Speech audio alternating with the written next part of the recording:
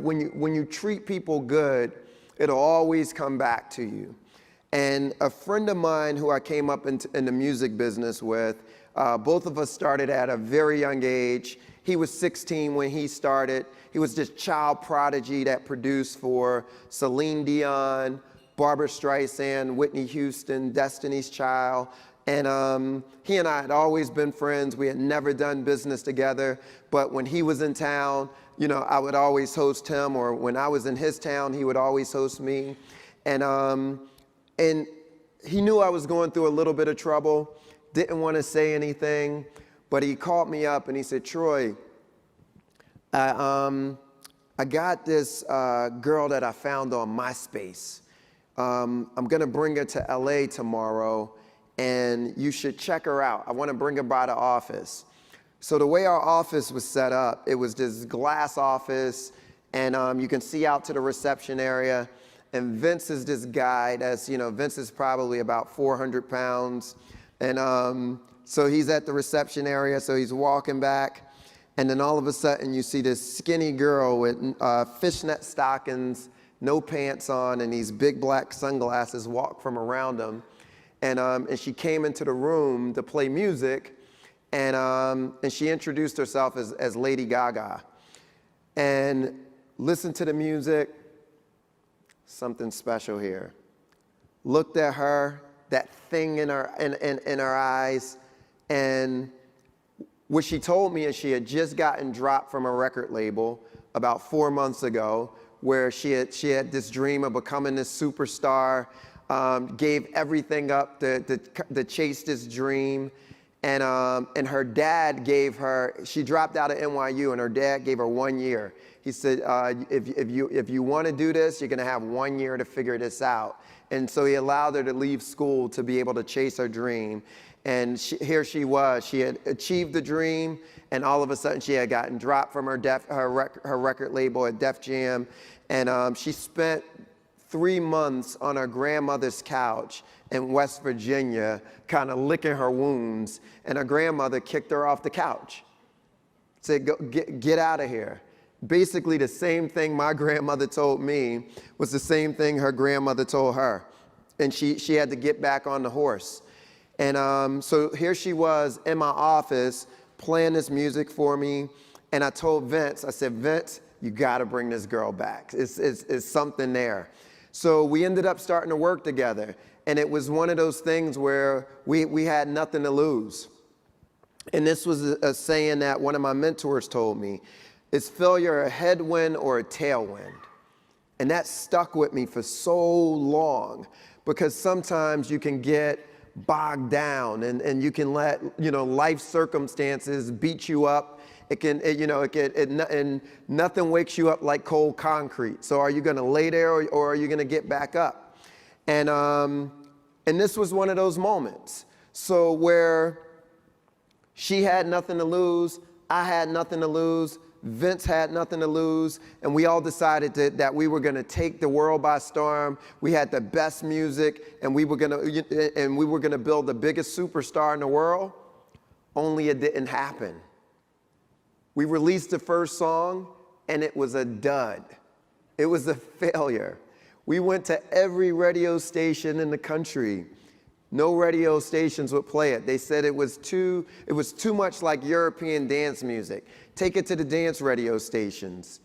Some people said, you know what? We don't like the LGBT thing that she's doing. We want to stay away from that. And sure enough, we were met with a big brick wall in front of us. But at that time, what was interesting, it was a few digital platforms that were on the rise. So everything I learned regarding breaking new artists with Eve and developing new talent with Eve, I had to unlearn it, because what I learned then wasn't going to work now. It just was a new day and age.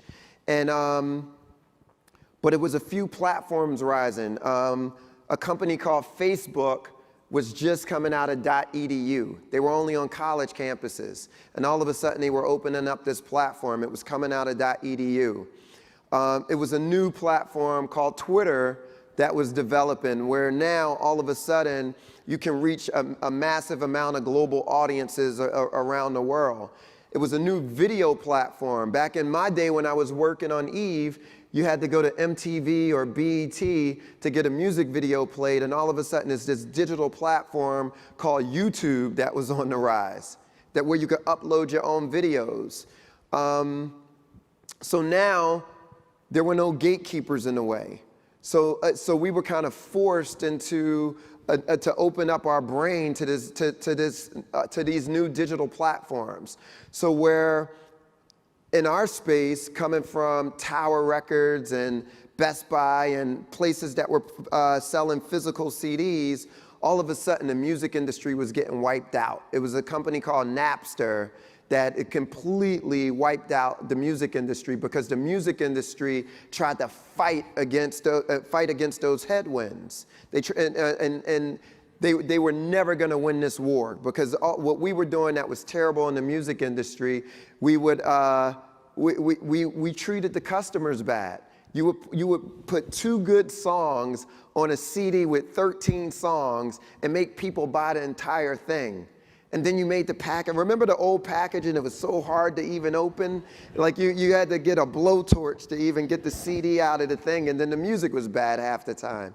So it was no wonder that people were taking the music. So instead of embracing the technology and listening to the customers and learning from the customers, the music industry went the opposite way.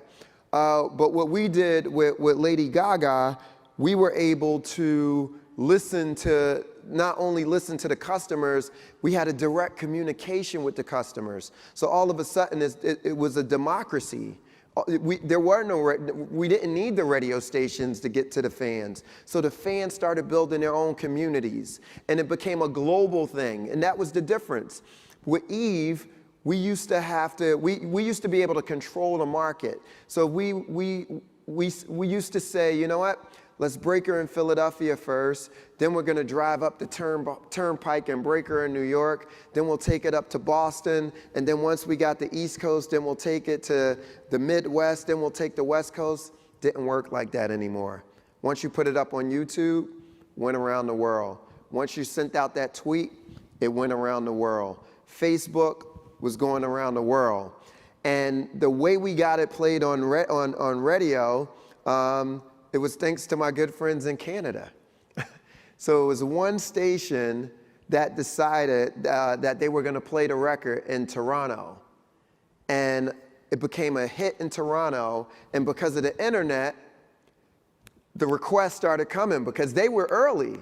The kids already knew. The radio stations were late. But they started playing it in Toronto. And then I went to a station in Buffalo and said, hey, we're huge in Canada. One station, right? But we're huge in Canada. And then Buffalo started playing a record, and then it kind of spread out from there. And that was Gaga and I after we had, that was after I think the last inauguration. But it was an incredible journey that she and I set out on that it ended up becoming this seed that we started with 50 fans in a nightclub to fast forward, 2 years later, becoming one of the biggest stars in the world.